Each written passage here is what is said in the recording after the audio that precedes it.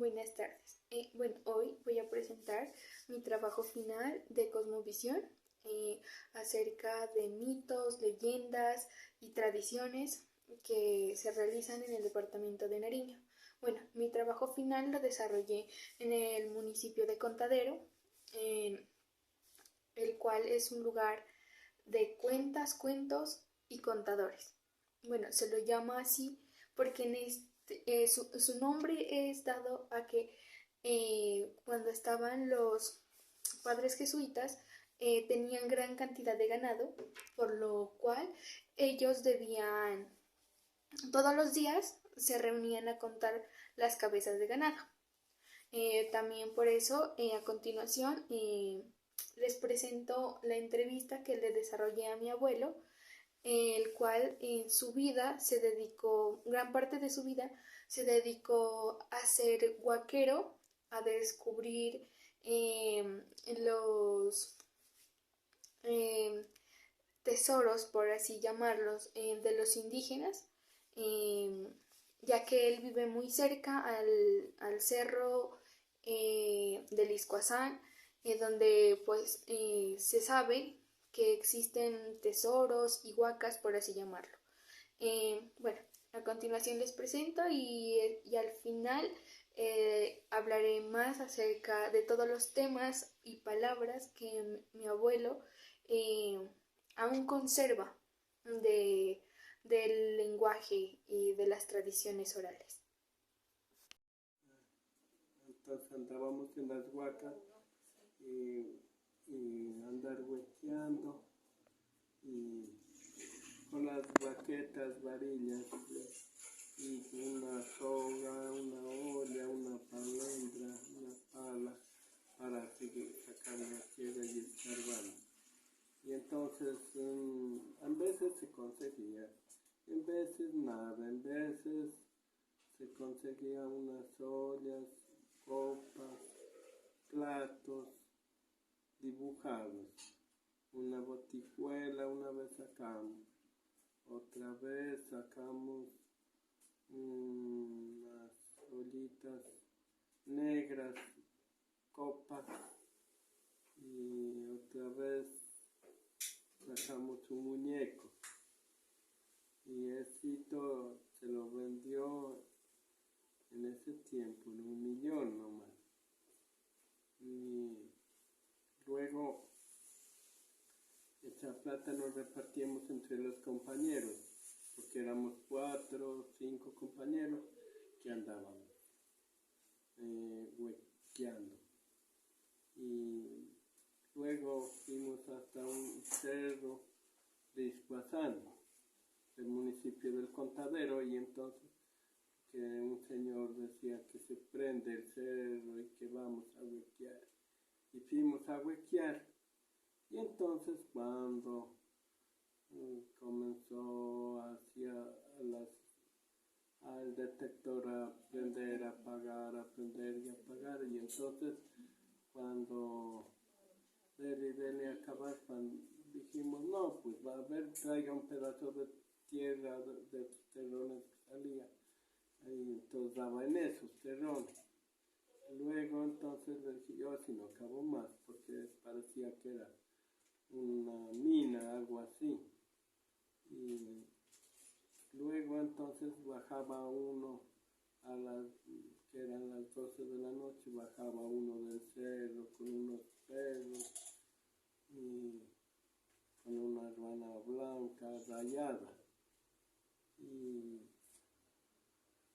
cuando dijo el dueño, pues tírense en el suelo, no había sido el dueño, sino que ha de haber sido cosa de la otra vida, porque por un lado nomás pasó bramando y parecía que iba quebrando el monte. Y luego seguimos cavando cuando dije, no, pues ya no hay nada, ya no hallamos nada en el cerro. Eso fue todo lo que pasó. En otra ocasión, un señor allá en el cerro me ofreció un radio, y como en ese tiempo tocaba, era el único comunicación por la radio. No había FM, había AM nomás. Entonces me ofreció un radio. Yo me fui a comprarlo por la mañana porque tenía que ir a trabajar al otro lado del cerro. Entonces cuando me fui por la mitad del cerro y cuando me encuentro con una huerta de repollos y de una mata de ají. Y entonces cuando ya me camino un poco dije, no, pues voy a cogerme unos ajíes para llevar para el almuerzo, ¿no? Para comer. Cuando me regreso nada, ya me regresé, eran como unos 30 metros, me regreso más de 30 y no conseguí nada. Total es que fue como una visión nomás. Y me tocó más bien regresarme al trabajo, me tocaba pasar por el cerro y al otro lado, dele, cuando ya se me hizo de idiota al llegar al trabajo. Y entonces ya fue como una visión y no se vio más nada. Eso es todo. Cuando tenía yo 14 años también llegaba uno gateando por el suelo y ahí cuando prendido la espalda una llama. Y entonces me llegaba y me movía a la cama.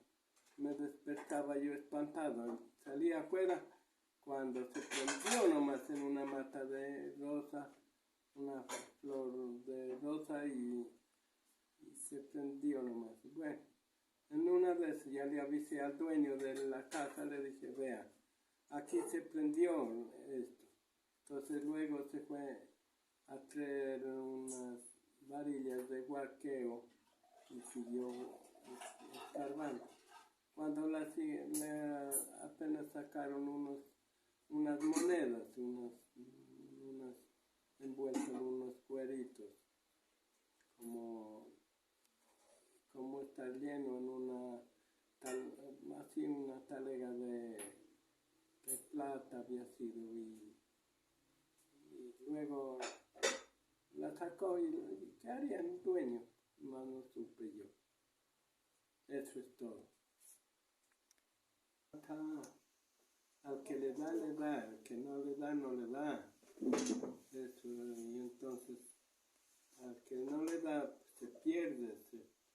Porque otro señor que andaba, que se había hallado un cajón de plata, se le echa al hombro y se va. Y entonces cuando se enrieda en una mora, en una espina el sombrero, ¿no? Y se cae al suelo, quédate sombrero sucio, con esta plata que compro más de unos 3 sombreros. Y se fue pues en cabeza, cuando que echó un bramido y se quedó sin nada. Tuvo que volver a recoger el sombrero, a ver.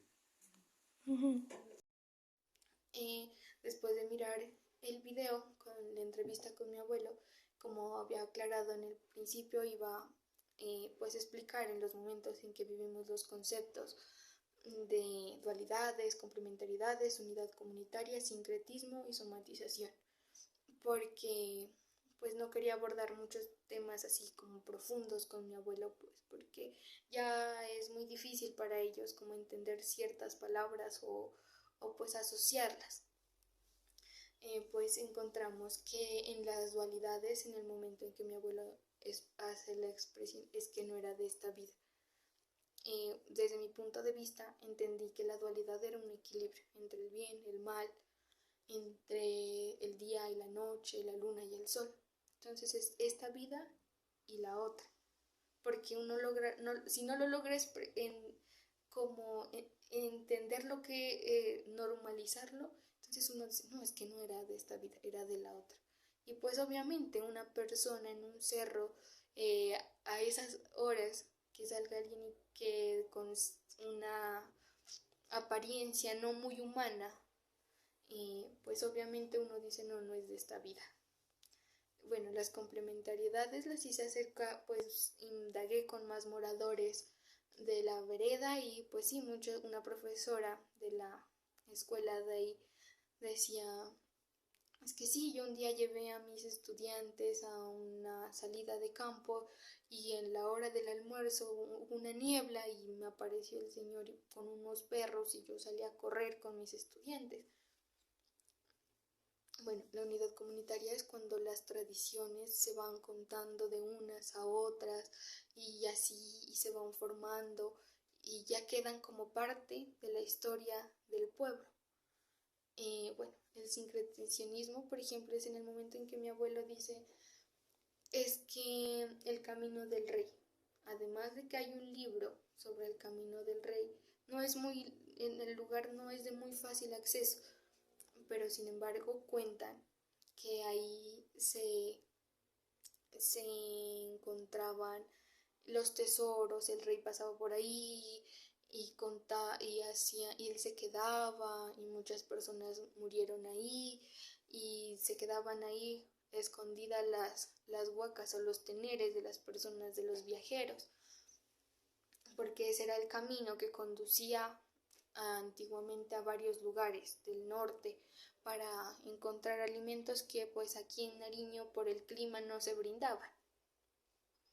Bueno, también encontramos esta parte cuando mi abuelo nos hablaba del tiempo, ¿no? Él nos decía que el cerro solo alumbraba el 3 de mayo y en Semana Santa, porque o sea, es místico esa parte, ¿no? Que ellos tienen la creencia de que solo se puede mirarlo ese día, que ahí se hacen las apariciones y que no y que esas huacas no son para todos, que eso es que uno no hay que ir con ambición, que eso es para la persona que menos piensa y que se aparece en la forma más simple. También nos contaban algunos compañeros que de mi abuelo decían es que no, es que yo fui y se me apareció en una piedra, decía. Entonces son cosas simbólicas, ¿no?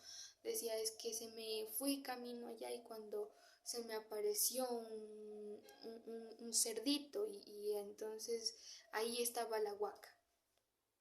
Pero pues como todo, son mitos, leyendas y anécdotas que se viven y más en un lugar tan místico y tan mágico como es Contadero y sobre todo el cerro de el famoso cerro del Iscuazán, que es muy nombrado por las situaciones que pasan allá. También mi abuelo decía que esa actividad pues ahora ya no se la desarrolla, pues porque las personas ya no, una porque ya es muy controlado y pues antes ellos lo hacían libremente y nadie les decía nada, pero ahora pues ya hay que tener respeto porque ya son cosas que cuentan la historia de nuestros antepasados, llevan una parte de lo que fuimos y de lo que ahora construyen con nosotros. Entonces él decía que eso hay que hacerlo con respeto y que la madre tierra, para que le dé esos regalos a uno, uno tiene que cuidarla y cultivarla. Bueno, espero haber brindado la información correcta sobre este tema y lo que yo logré aprender durante este semestre. Muchas gracias.